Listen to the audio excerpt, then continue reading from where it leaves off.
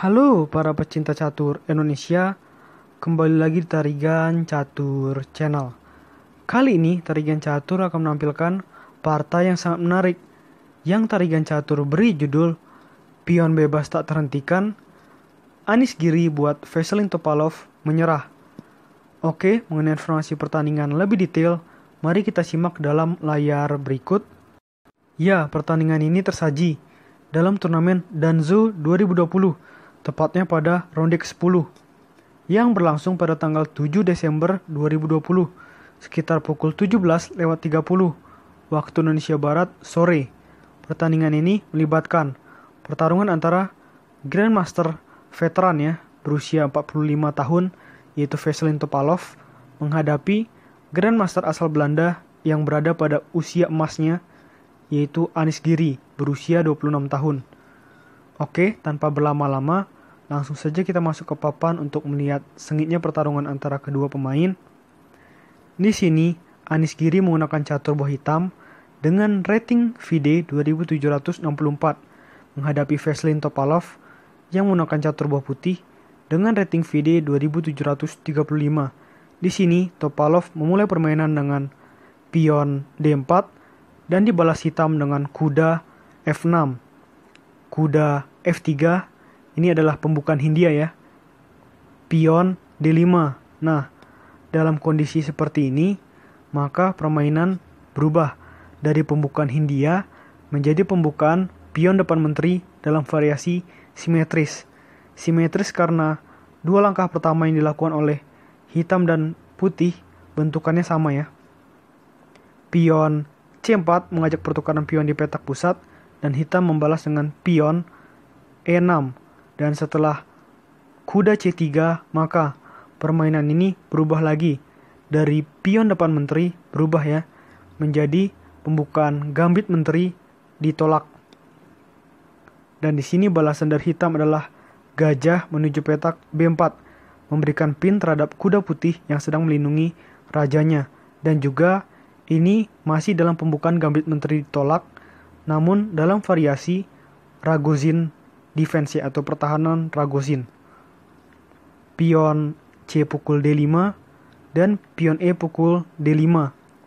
Menteri A4 skak menggarpu raja dan gajah hitam, namun Anies Giri masih punya balasan yang cukup baik dengan kuda menuju petak C6, melindungi raja dari ancaman menteri putih, dan juga kuda memberikan perlindungan terhadap gajah hitam juga.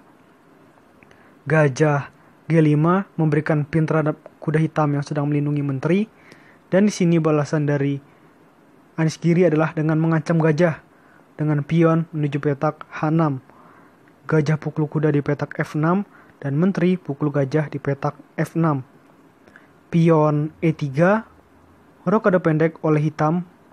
Gajah E2 menginginkan rokade pendek juga oleh putih ya.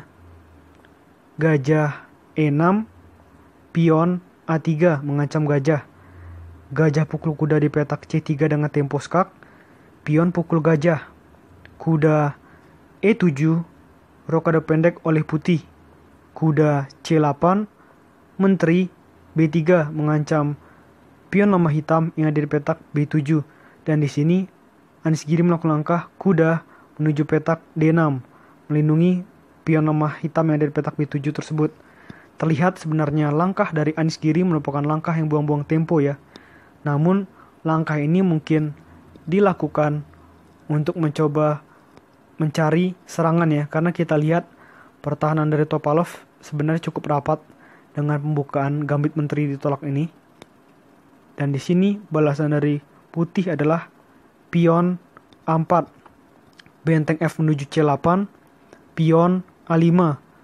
Pion C5 mengajak pertukaran pion dengan putih di petak pusat. Apa balasan putih? Dengan kuda E5. Menteri D8, gajah F3. Pion C4 mengancam menteri putih dan menteri putih pindah ke petak B4. Pion G6, gajah D1.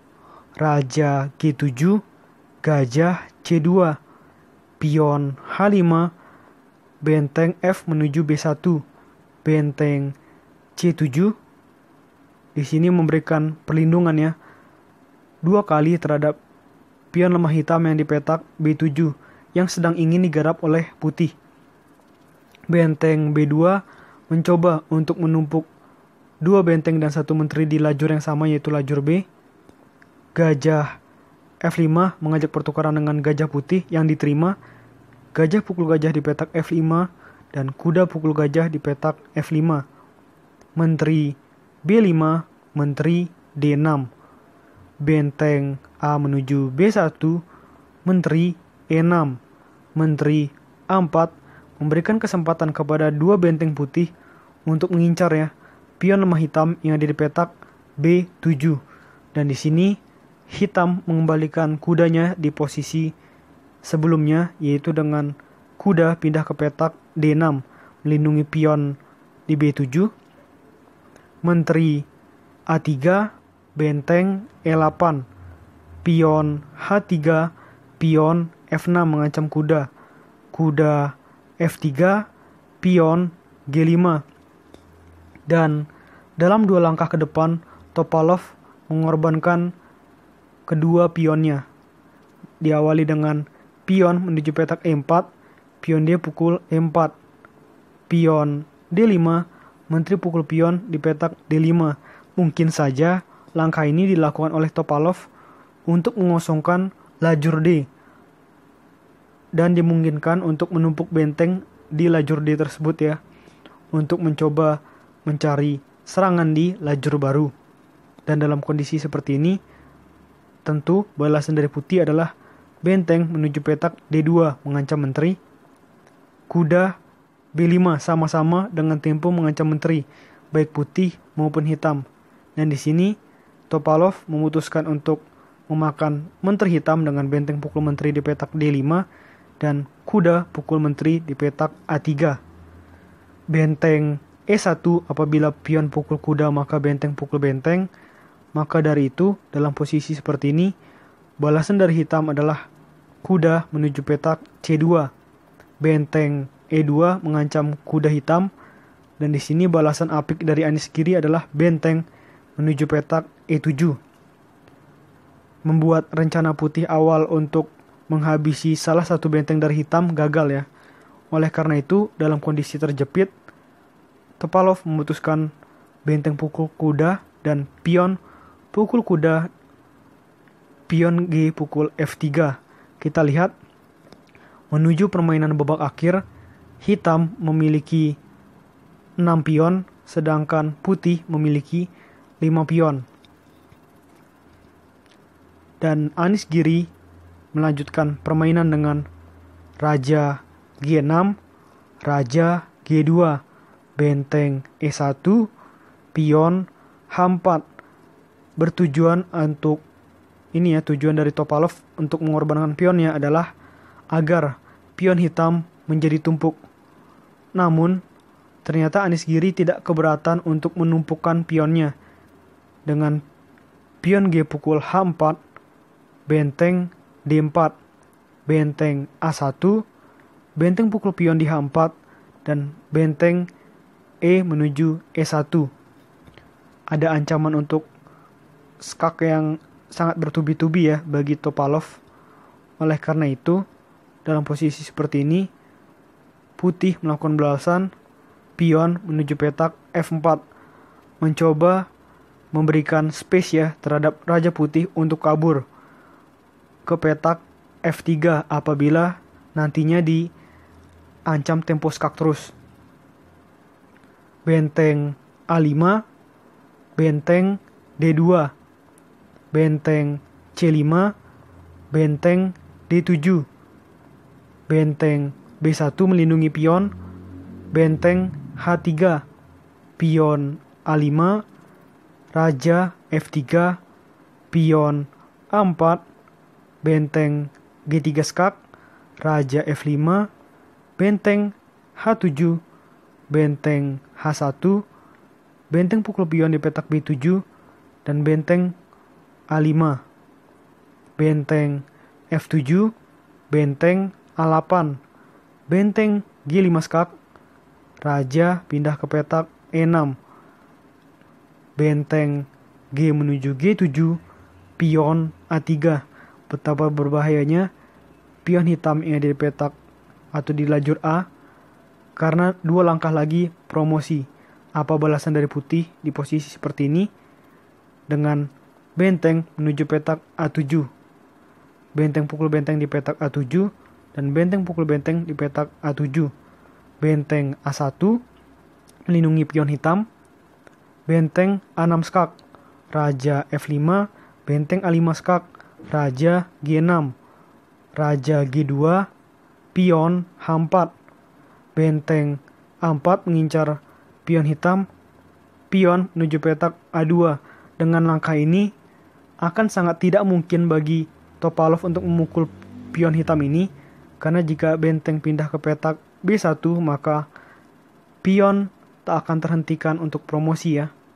Oleh karena itu, dalam situasi seperti ini, balasan Topalov adalah benteng A5, membuat raja hitam tidak bisa menempati lajur atau baris kelima ya. Dan ini adalah balasan yang penting. Namun Anies Giri tidak takut ya, tidak gentar dengan ancaman ini, dengan ancaman bahwa raja hitam tidak dapat merangsek ke baris 5. Oleh karena itu, hitam punya ide brilian, atau Anies Giri punya ide brilian, yaitu dengan mendekatkan raja ke benteng dengan melakukan langkah awalnya dengan pion menuju F5, memberikan akses terhadap raja hitam untuk mengejar benteng putih. Raja H2, raja F6, raja G2, raja E6, raja H2, raja D6, raja G2, raja C6, raja H2, raja B6. Jika putih masih berniat untuk membuat raja tidak bisa merangsek dari baris 5, maka akan sangat berbahaya ya.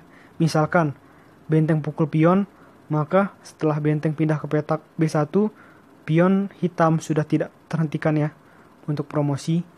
Oleh karena itu, dalam situasi seperti ini, balasan dari seorang Topalov adalah benteng menuju petak A8, raja B5, raja G2, pion H3 skak mengorbankan pion, namun tidak diterima ya, dengan raja pindah ke H2, benteng C1, benteng pukul pion di petak A2 dan benteng pukul pion di petak C3, benteng E2, benteng F3, benteng E5 skak, raja B4, benteng pukul pion. Dan ini adalah langkah salah oleh Topalov yang membuat pion hitam yang ada di petak atau di lajur C sudah pasti promosi ya, apapun respon dari Topalov selanjutnya.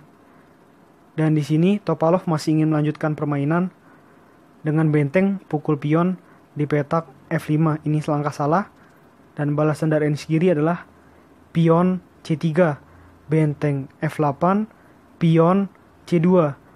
Dan setelah benteng menuju petak C8, coba para pecinta catur sekalian tebak satu langkah brilian yang dilakukan oleh Anies Giri untuk membuat Veselin Topalov menyerah. Ya, langkah itu sangat mudah ya untuk ditemukan, dengan benteng menuju petak C3. Apabila permainan dilanjutkan, tentu balasan terbaik dari Topalov adalah terus ya menjaga tempo skak. Namun tempo skak nantinya akan berakhir. Coba kita lanjutkan. Misalkan benteng skak, raja pindah ke petak A3. Benteng skak, raja pindah ke petak B2. Dan setelah benteng skak di petak B8, maka benteng menutup di petak B3. Dan setelah benteng menuju petak C8 misalkan, pion promosi menjadi menteri, benteng pukul menteri, raja pukul benteng. Dan dalam situasi seperti ini, jelas ya, sudah tidak ada harapan bagi Topalov untuk dapat sekedar meraih hasil remis saja ya. Oke, menurut Tarigan Catur, video kali ini cukup. Nantikan laga-laga atau partai-partai catur selanjutnya tetap di Tarigan Catur Channel.